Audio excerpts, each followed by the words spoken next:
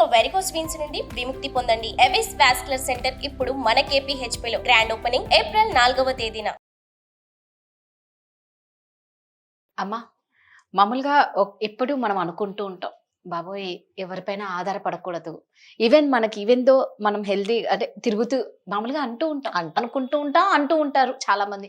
నేను తిరుగుతూనే పోవాలి, ఎవరితో చేయించుకోకూడదు, ఎవరిపైన ఆధారపడకూడదు. అంటే ఆ ఆధారపడటం అనేది నిజంగా తీసుకోలేము. అవునండి. ఎందుకంటే చాలా ప్రాబ్లమ్స్ కూడా ఉంటాయి ఒకరిపైన డిపెండ్ అయితే. ఇక అది వర్ణనాతీతం ఆ పెయిన్స్. కొందరు బాగా చూసుకునే వాళ్ళు ఉంటారు, వాళ్ళ గురించి మనం మాట్లాడుకోవట్లే. అయితే 50 ఏళ్ళ సాధారణంగా 50 ఏళ్ళ వయసు పైబడిన తర్వాత పిల్లల పైన ఆధారపడి బతకడం ఎలా అంటారు? అంటే ఇందులో ఎలాగంటానంటే, ఆధారపడడం అంటే కంపల్సరీగా హెల్త్ కండిషన్ లో ఆధారపడడం అనేది దాన్ని మనం ఎవ్వరమే ఆపలేము. సో ఒక తల్లో తండ్రో ఉంటాడు, ఆయనకి 60 ఏళ్ళో 70 ఏళ్ళో ఉంటాయి, కదలలేని పరిస్థితులు వచ్చినప్పుడు కంపల్సరీగా పిల్లల మీద ఆధారపడాల్సిందే, పిల్లలు కూడా చూడాల్సిందే. ఇంకో కేటగిరీ ఉంటారు ఈ తల్లిదండ్రులు. ఎలాంటి వాళ్ళంటే, నేను నిన్ను కన్నా కదా, ఇన్ని రోజులు పెంచి పోషించా కదా, ఉద్యోగం ఇప్పించా కదా, నా వల్లే కదా నీకు ఉద్యోగం వచ్చింది, సో నువ్వు నా చుట్టే కూర్చో, నా పక్కనే కూర్చో. ఇలాంటి తల్లిదండ్రులు కూడా ఉంటారండి. అనవసరంగా వాళ్ళని ఇబ్బంది పెట్టేసి చీటికి మాటికి వాళ్ళు ఎక్కడో ఉంటారు, వాళ్ళకి ఫోన్ చేసేసి మీ నాన్న ఎందుకో మాట్లాడటం లేదు, అరే అలసిపోయాడో మాట్లాడటం లేదు, ఆడక్కడ నోడి కంగారు కదండి, కాసేపు ఇవ్వు, టైం ఇవ్వు. పిల్లలకు కూడా ప్రైవసీ ఇవ్వాలి కదండి. వాళ్ళు ఎంతసేపు అని నీ చుట్టూ తిరుగుతారు చెప్పండి. వాళ్ళ ఉద్యోగాలు, వాళ్ళకు ఉండే టెన్షన్స్ వాళ్ళకు కూడా ఉంటాయండి.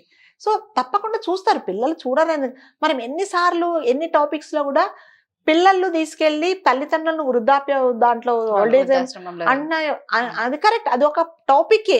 కానీ other side of the coin ఇలాంటి వాళ్ళు కూడా ఉంటారు. తల్లిదండ్రులు ఇలా కూడా ఉంటారండి. ఎలాగంటే వాళ్ళని మనశ్శాంతిగా ఉండనీరు. ఇక వాళ్ళిద్దరు సంతోషంగా ఉంటే వీళ్ళు చూడలేరు, అప్పుడే కడుపు నొప్పి వస్తుంది, అప్పుడే తలనొప్పి వస్తుంది, అప్పుడే ఎమర్జెన్సీ అవుతుంది, కావాలని కింద పడిపోతారు, ఎందుకంటే అటెన్షన్ పే చేసుకోవడానికి. సో ఇలాంటి తల్లిదండ్రులు కూడా ఉన్నప్పుడు మనం పిల్లల్ని ఇబ్బంది పెట్టినట్టే కదండి. వాళ్ళకు మనము పెంచి పెద్ద చేసి ఒక ఇంటి వాళ్ళని చేయడం ఎందుకు? వాళ్ళ సంతోషంగా ఉంటే మనం చూడడానికే, కానీ వాళ్ళ సంతోషంగా ఉంటే మనం ఏడుస్తున్నాము అన్నప్పుడు అసలు చేయొద్దు. మరి నీ ఎదురుగుండానే కూర్చోబెట్టుకో. సో తల్లిదండ్రులు కూడా అవసరమైనంత వరకే పిల్లల మీద ఆధారపడాలండి. నీ హెల్త్ కండిషన్ బాగుండి నీకు నువ్వు చేసుకోవాలన్నప్పుడు పిల్లల దగ్గర అసలు ఉండొద్దు. నా చేత కాదు అన్నప్పుడు రావడం బెటర్. కాళ్ళు చేతులు బాగున్నప్పుడు నీదే బాధ్యత, నాకు ఒకతే కూతురు, నేను పోయి ఉంటా అక్కడే.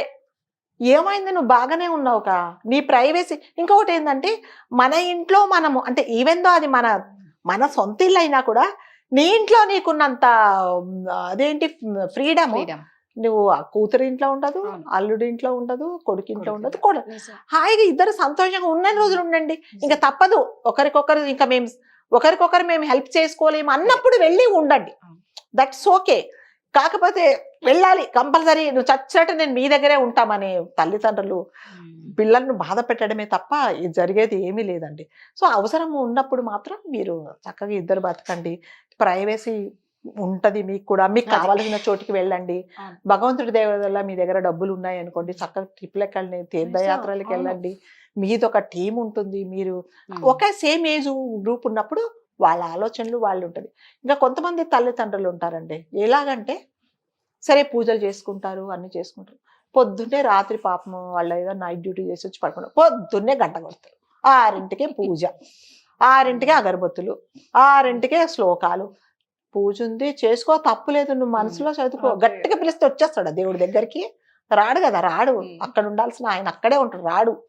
గట్టిగా చదివేసి ధూపాలు వెలిగించేసి చేసి స్తోత్రాలు చదువు, దేవుని పిలవడమో లేకపోతే పడుకున్న వాళ్ళని లేపడమో, ఆ 2 విధాలు ఉంటుంది. అది 2 వీళ్ళు పడుకున్నారే ఇంకా వీళ్ళు లేయాలి అనేది ఒకటి ఉంటుంది. దేవుడు ఏమన్నా వస్తాడేమో, పొరపాటున మర్చిపోయి వస్తాడేమో అనేది ఉంటుంది. సో అది చాలా సాడిజం అన్నమాట. సో నువ్వు పూజ చేసుకో, నా మనసులో చదువుకో, గంట కొట్టాలని ఏం కంపల్సరీ లేదు, ఇల్లంతా ధూపదీపాలు పెట్టాల్సిన అంతా ఏమి లేదు.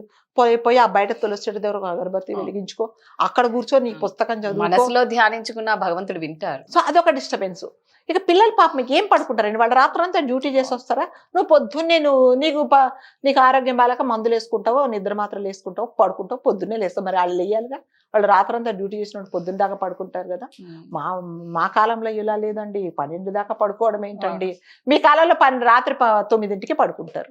మరి ఇప్పుడు అట్లా కాదు కదా, వాళ్ళు రాత్రంతా పనిచేసి 12ంటికో 1 గంటకో పడుకుంటారు. ఎందుకంటే చాలా మంది ఎంఎన్సి వాళ్ళందరూ యుఎస్ వాళ్ళతో కన్సర్న్ ఉంటుంది కాబట్టి వాళ్ళ టైమింగ్స్ ప్రకారం వీళ్ళు పని చేస్తారు.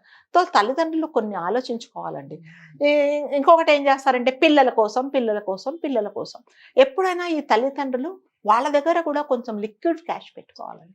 ఎమర్జెన్సీలో పిల్లల మీద ఆధారపడకుండా మీ దగ్గర కనీసం ఒక 2 లక్షల రూపాయలు, 1 లక్ష రూపాయలు మీ బ్యాంకులో వేసుకుంటే పిల్లలను అడగకుండా మీ దగ్గర డబ్బులు ఉన్నాయి, మీరు వాళ్ళకి ఆస్తుపాస్తులు కొనను, ఒక ఫ్లాట్ కొనను, ఇంకొకటి కొనను, పైన కట్టించను, కింద కట్టించను, ఇవే ఉంటాయి. వాళ్ళ ఆస్తులు వాళ్ళు కొనుక్కుంటారు కదా, రేపొద్దున నువ్వు పోయిన తర్వాత నీ ఆస్తులని వాళ్ళకే. ఎందుకు వాళ్ళ మీద వాళ్ళతో తాపత్రయపడి నీ అవన్నీ మానేసుకొని వాళ్ళ ఏమనంటే పిల్లల కోసం నేను చాలా చేశాను ఇవే ఉంటుంది. మీరు ఎవరినైనా కదిలించండి, పిల్లల కోసం నేను చాలా కష్టపడ్డానండి. మరి నీ పిల్లలు కాబట్టి నువ్వు కష్టపడ్డావు, వేరే పిల్లల కోసం నువ్వు కష్టపడలేదు కదా. అవన్నీ ఆ ఫ్రస్ట్రేషన్ అంతా ఇప్పుడు చూపిస్తారనమాట. నువ్వు తల్లిదండ్రులను పట్టించుకోవట్లేదు, హాస్పిటల్కి తీసుకెళ్ళట్లేదు. వాళ్ళు బాగానే ఉంటారండి, ఆరోగ్యంగానే ఉంటారు. కానీ అదొకటి ఉంటుంది అనమాట, రైట్ ఉంటుంది కదా, ఆ రైట్ వాళ్ళు they want use that right. So అది చాలా తప్పండి. ఎప్పుడైనా తల్లి కానీ తండ్రి కానీ భార్యాభర్తలు ఇద్దరు ఆరోగ్యంగా ఉన్నప్పుడు మీరు ఒకరికొకరు పనులు చేసుకోండి. సరే భగవంతుడు ఒకవేళ ఒకరిని తీసుకెళ్ళిపోతే కొంతమంది చాలా మంది భార్య లేకున్నా భర్త లేకున్నా తల్లిలు కూడా ఒక్కరు ఉండే వాళ్ళు కూడా చాలా మంది ఉన్నారండి. ఒక్కరే ఒక ఫ్లాట్ తీసుకుంటారు, చక్కగా ఉంటారు, వాళ్ళ పనులు వాళ్ళు చేసుకుంటారు, వాళ్ళ ఏజ్ గ్రూప్ తో మంచిగా వాళ్ళు మింగిల్ అవుతారు, సంతోషంగా ఉంటారు. అలాంటప్పుడు పిల్లలు కూడా సంతోషంగా ఉంటారండి. హెల్త్ కండిషన్ ఏదన్నా బాగలేనప్పుడు ఎమర్జెన్సీ వచ్చినప్పుడు తప్పకుండా వాళ్ళు రీచబుల్ ఉంటారు. అంతేగాని ఇది మీదే డ్యూటీ, మీ తలుపు ముందే నేను కూర్చుంటాను అని అంటే మనం ఒక రకంగా పిల్లల్ని ఇబ్బంది పెట్టినట్టే అవుతుందండి. మన వల్ల పిల్లలు సంతోషపడాలి కానీ మనం వాళ్ళకు బర్డన్ ఎప్పుడు కాకూడదండి. కాకపోతే దేవుణ్ణి కోరుకోవాలంటే మంచి ఆరోగ్యం ఇవ్వాలి, ఉన్నంతలో మంచిగా ఉండాలి, నీ ప్లాన్స్ నువ్వు చేసుకో, చక్కగా ట్రిప్లకు వెళ్ళు, లేకపోతే నువ్వు ఇంతకుముందు ఏంటి అనుభవించాలని చక్కగా ఇద్దరు కలిసి తిరిగి రండి, హోటల్కి వెళ్ళండి, తిరగండి, ఆరోగ్యం బాగుంటే. ఎందుకండి వాళ్ళ చుట్టూ తిరగడం, వాళ్ళ చుట్టూ తిరిగి వాళ్ళని ఇబ్బంది పెట్టేసి. సో 60 సంవత్సరాల తర్వాత కంపల్సరిగా ఏ తల్లి తండ్రి కూతుర్ల దగ్గర, కోడళ్ళ దగ్గర, అల్లుళ్ళ దగ్గర ఉండాల్సిన అవసరం లేదండి. మీ ఆరోగ్యం బాగున్నంత వరకు మీరు సపరేట్గా మీరే ఇద్దరు సంతోషంగా ఉండండి. ఇన్ని రోజులు వాళ్ళతో ఉండి వాళ్ళకి సేవలు చేశారు కదా, చక్కగా ఇద్దరు హాయిగా ఉండండి. అక్కడికే వెళ్ళి ఉండాలనేది లేదు. హెల్త్ బాగాలేనప్పుడు అది కంపల్సరీ మన డెస్టినేషన్ అదే, అక్కడే ఉంటాం. అంతేగాని వాళ్ళ దగ్గరే ఉండేసి వాళ్ళని మనం ఇబ్బంది పెట్టేసి మనం ఇది చేసిన వాళ్ళని మనము ఇండైరెక్ట్ గా బాధపడినట్టే. అందుకని ఎప్పుడు కూడా నేను ఒకటే సజెషన్ చేస్తాను, హెల్త్ పర్మిట్ చేసినంత వరకు పిల్లల మీద ఆధారపడకుండా మీరు బతుకుతే ఆ సాటిస్ఫాక్షన్ వేరే ఉండాలి. మా అబ్బాయి రావాలండి, హాస్పిటల్కి తీసుకెళ్ళాలి, మా అబ్బాయి రావాలండి, చెకప్ చేయించాలి. ఈయనకు తెలుసు ఎట్లా చెకప్ చేయించుకోవాలో, ఎక్కడికి వెళ్ళాలో అన్నీ తెలుసు, కానీ ఆయనే రావాలా. అందుకని పిల్లలు ఎప్పుడు కూడా తల్లిదండ్రులు పిల్లలకి ఎప్పుడు భారం కాకూడదు. నిజమండి, భారం కావద్దు. మనకు కాళ్ళు చేతులు పంచిగా తిరిగే వరకు మన పని మనం చేసుకునే భారం అవ్వడం కన్నా మీరు అన్నట్టు హ్యాపీగా ముందంతా ఎలాగో కష్టపడ్డారు, భారాలు మోసారు, ఇప్పుడు రిలాక్స్ గా ఉండండి, ఇద్దరు మంచిగా ట్రిప్పులు వేసుకోవచ్చు, హ్యాపీగా ఉండొచ్చు. వాడికి ఆస్తులు కొనిపెట్టి, కూతురు కొనిపెట్టి, కల్లుడు కొనిపెట్టి, ఇంకొక కొనిపెట్టి నువ్వు దాచుకొని ఈ డబ్బులు మనీ మాత్రం వీళ్ళకి ఉండాలండి. కంపల్సరీగా ఒక ఏజ్ వచ్చిన తర్వాత కంపల్సరీగా ఉండాలి. డబ్బులు అనేది కంపల్సరీ మన డబ్బుల మీద మనకే అధికారం ఉంటుంది, తెలుసు. మన డబ్బులు మనం ఖర్చు పెట్టుకుంటే ఆ సాటిస్ఫాక్షన్ వేరే. ఇప్పుడు నేను నా కూతురునో, నా అల్లుడినో, నా కొడుకునో అది ఎన్నిసార్లు అడుగుతావు. అందుకని మళ్ళీ మీకే కదా అంటే నువ్వు నాకు ఇవ్వకు, నువ్వు సంతోషంగా ఉండు, నీ డబ్బులు నువ్వు జాగ్రత్త పెట్టుకో. రేపొద్దున నిజంగా మనం భగవంతుడు తీసుకెళ్ళినప్పుడు ఏముందో, రూపాయి ఉందో, 10 రూపాయలు ఉందో, 1,00,000 రూపాయలు ఉందో, 1,00,000 రూపాయలు ఉందో అంత వాళ్ళకి. ఎవరు ఏం తీసుకెళ్లరండి. వెళ్ళేటప్పుడు మనం ఏం తీసుకెళ్తామండి, ఒంటి మీద ఇంత చిన్న ఒక 1/2 గ్రామ్ బంగారం ఉన్న పీకేసుకుంటారు. అలాంటి రోజులు ఎవ్వరు ఏం వదిలిపెట్టారు. చాలా చక్కగా చెప్పారు. Thank you. సుమన్ టీవీలో మీ పర్సనల్ అండ్ బిజినెస్ ప్రమోషన్స్ కోసం కింది నెంబర్కి కాంటాక్ట్ చేయండి.